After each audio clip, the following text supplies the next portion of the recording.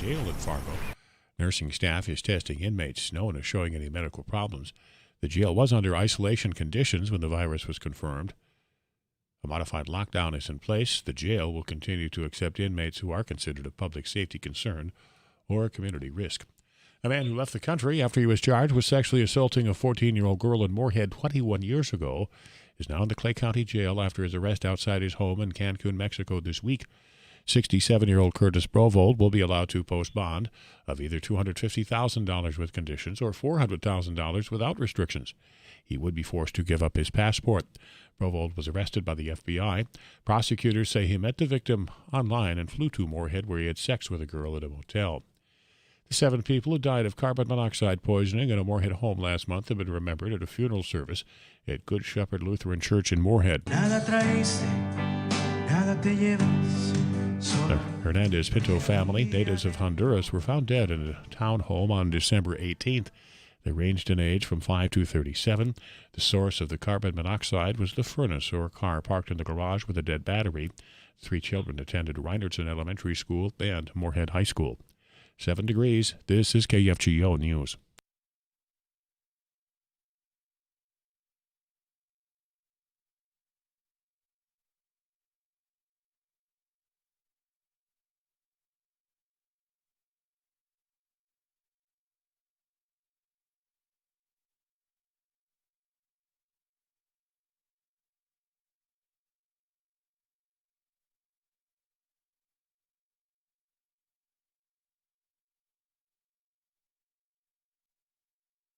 Seven degrees, mostly sunny. This is KFGO News.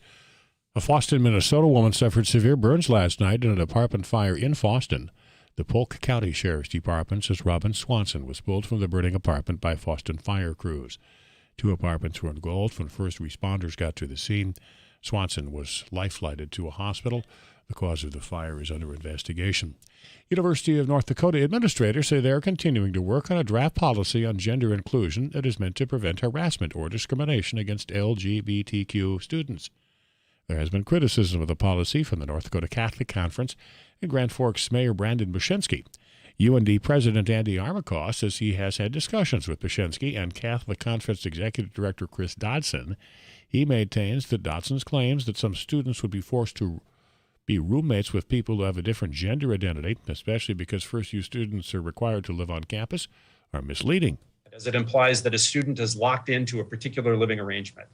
There are exceptions granted to this requirement for any number of reasons.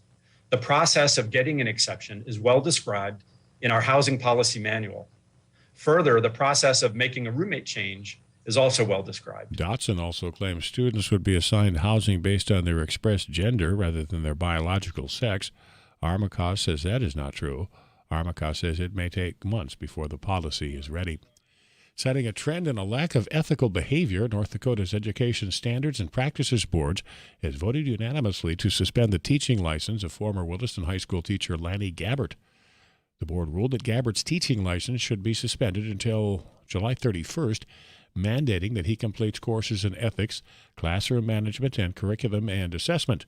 The decision follows board investigations of Gabbert and the last 3 school districts where he worked. Over the course of 1 year, Gabbert resigned from the Williston, Alexander, and Ray school districts, all of which cited inappropriate behavior. Fargo-Moorhead, the clearing sky tonight, and we look for an overnight low of about 10 below. Tomorrow, partly sunny.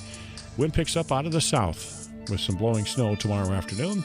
High of 12 degrees. Rising temps, mostly cloudy tomorrow night. Still some areas of blowing snow. Blowing snow, mostly cloudy for Sunday, near 28. Monday, 24, the high. Tuesday, a chance of light snow near 19. Fargo-Moorhead, it is mostly sunny, 7 degrees. Paul Juergens, News Radio, KFGO.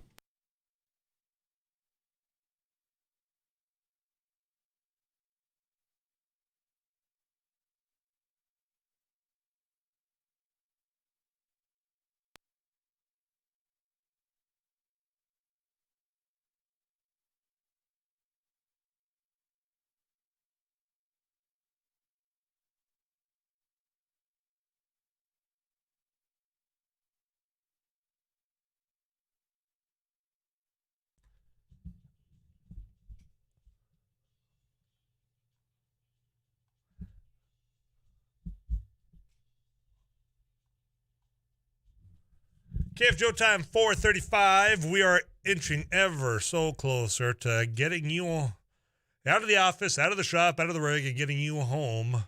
We'll do so safely. If you have any of those Road Warrior reports that need to be shared, 35270 is our iConsultants of North Dakota text club. If you can do so safely, you can text it. If you need to call us, the Landing Studio line open as well at 237-5948. Roads were a little slick earlier. I don't know if they still are. I haven't been on the roads clearly for at least a few hours. But if you need to give an update, we recommend you sending those here, and we'll share with fellow motorists. When we come back after the CBS National News, we'll do a third and goal. We'll see what's coming up on the Drive Time News and Couch Potato Radio. Derek Hansen, that's going to lead into Anaheim at Wild. That's your evening lineup here on KFGO. I'm Tyler Axis. Don't go anywhere. So today on MSUM campus, we're doing an ice jam, which is we're combining a bunch of percussion instruments with ice instruments, which are also going to be used in a percussive form. We're going to hit them with mallets, hammers, all those types of things.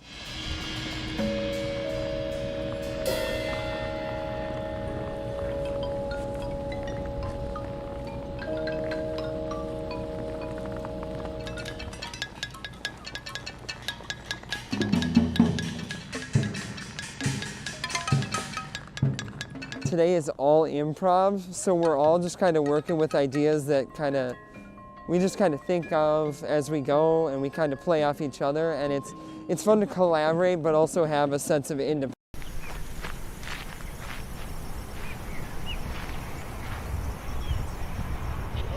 Here with another News Radio. Hey, this is Abby Miller with the Derek Hansen, Couch Potato Radio. Did you see that? It Takes Two. Doug Miller with the morning crew this morning. Jerkins News Radio. Amy Eiler with It Takes Two. This is Jack Michaels, Voices Fosston. Too tall. Joel Heitkamp here on the Mighty Sarah 7. Heinrich. Tyler Axis, your host. The Mighty 790 and 104.7 FM KFGO. The names you know, the voices you trust.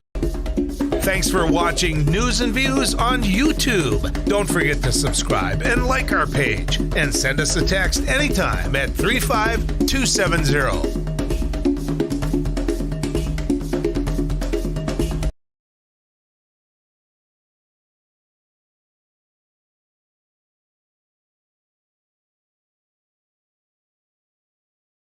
Well, we're doing a food giveaway event to the community. A lot of people are facing food insecurity at this time.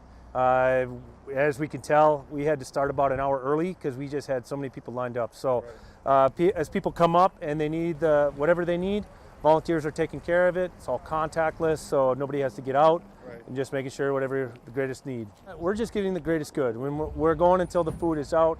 As people are coming in, if they need 2 boxes and 2 gallons of milk, that's what we're giving.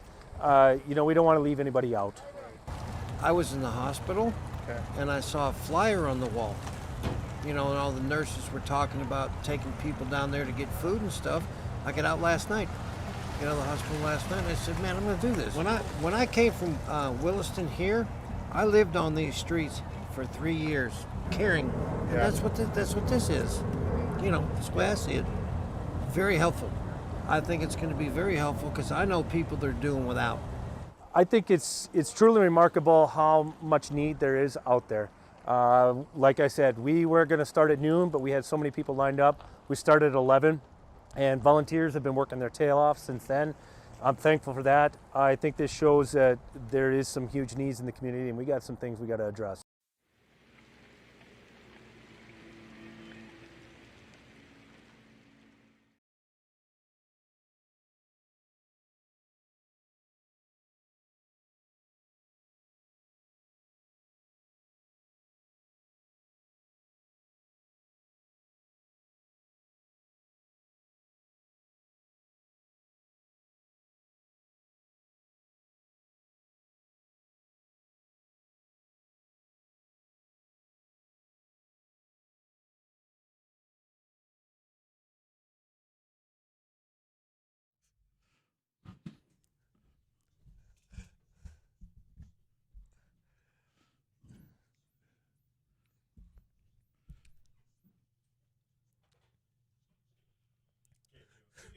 Stellar start to a segment in a bit that we have not done for months upon months upon months. Apparently I should have stretched.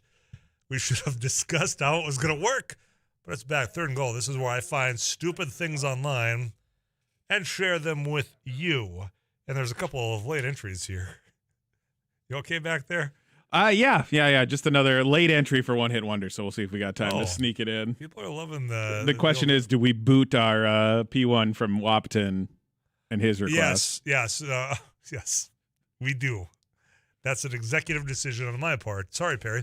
Okay, so we've got a lot of trying to catch up here. Did you stretch? I mean, there was a bit of a slow start. Yeah, a little choppy, but we're good. Okay, let's get into it.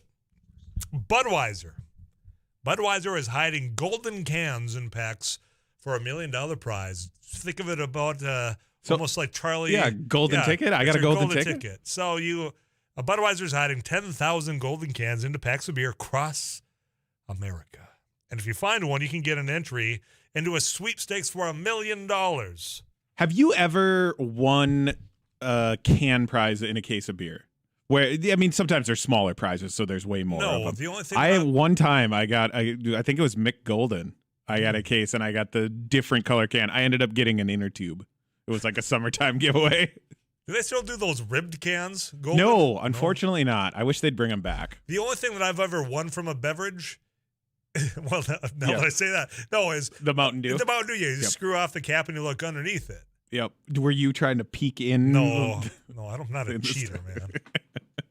Yeah, Tracy's Market. I'd be sitting there looking under. No, peeking in to see if you got it. But here's what's dumb about this. Okay, you can do that, or you can just go online and enter as well. Yeah, that takes all the fun out of it.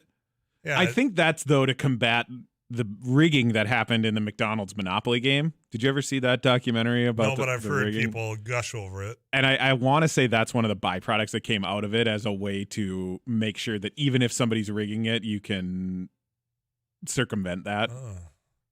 Stupid. Yeah. Just do the can thing. That's all. Okay, let's move on. Try to keep up back there. It's been a while, I said. Would you want this, surgeon? A transplant surgeon in the United Kingdom lost his license in 2014 after he was caught burning his initials into people's livers. Yeah. I would not want that. Nope. That is not a thing I would want. So his license was lost in 2014. So he's signing his work? Yeah. It's almost like you're a carpenter or somebody that's building a house and you put on the stud somewhere, you write a little note. So this guy was doing it to livers. You've done some home projects. Do you ever leave a little note about when it was done or anything like that for whoever bought your house? If I was writing anything, it was the cuss words that were coming out of my mouth because no project is as simple as what you think it's going to be. Nope. Oh, never. this will take 10 minutes. Nope. 3 hours later. Yep. After 4 trips to the local hardware store. You better not touch this. It took forever for me to fix. This guy's got his license back. He's back. They met, and the decision was, okay, well, that was like 8 years ago. I'm sure his ways have changed now. Don't do that anymore. Yeah, don't burn your initials into people's livers. I mean, so it's one of those people probably never know. I don't know how. I mean, someone on his like nursing staff or surgery tech staff must have told for that to get out. Because it's not like you're ever going to know what's scarred into your liver. I got the side pain, but can you imagine having to if somebody else had to operate on one of those patients and they're looking at the liver, like, what is going on? Why does this say DJ on it? Well, he's back, and just hope to God you're not in the United Kingdom and need any surgery done. Let's move on. Blind dates. I've never been on one. Nor have I. This would be probably an all-time worst. Over in China. You want me to try this one? Yep, I do. A woman in Xingyu. What's the woman's name, Tyler? I haven't got that far yet. I don't think they identified her. And if they do, I hope I don't find it in this article. A woman in Xingyu went viral last week when she posted videos on a Chinese social media platform, WeChat, about how she unintentionally got stuck at her blind date's house during a very sudden lockdown. COVID-19 over there. That sounds like the plot of a B movie. A B movie that's a rom-com. Yep. Like, they've never Adam met. Sandler and what's her name? Drew Barrymore. Drew Barrymore. I got part of it. Barry Drewmore. I got the middle part of Drew Barrymore. Starring Adam Sandler and Drew Barrymore. They're blind? Because, 51st dates, but now it's like you're just stuck in a house. And now you're locked. First date locked into the house. Yeah. No, that sounds like it could go wrong in about 4 million ways. Yeah, they discovered it during their meal. Are you going to a blind date at someone's house? No. No. Absolutely but maybe not. places were locked down because of... Yeah, well, then I guess, sorry, we're just going to Zoom meet. Yeah, then we do it digitally until we can meet in a public place. Don't do a blind date at some person's house. That sounds like a terrible idea, lockdown or not. I got an extra one, and I didn't expect it. This happened just right before we got it. So I said no politics today. I lied. Capitol rioters. Remember all those morons that were storming the Capitol that didn't wear face masks because everything's a hoax? I thought they were just going on they're a tour. Tourists. Yeah, they're just regular tourists, right? Except for the ones that were just charged with seditious conspiracy to overthrow the government. Yeah, those guys.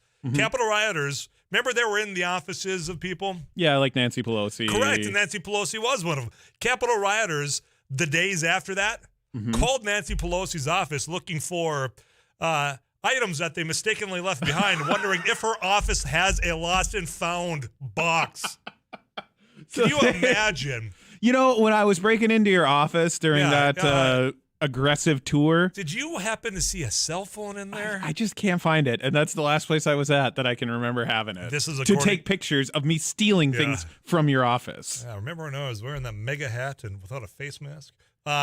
Representative Jamie Raskin is the one that's that outed this just within the last 10 minutes.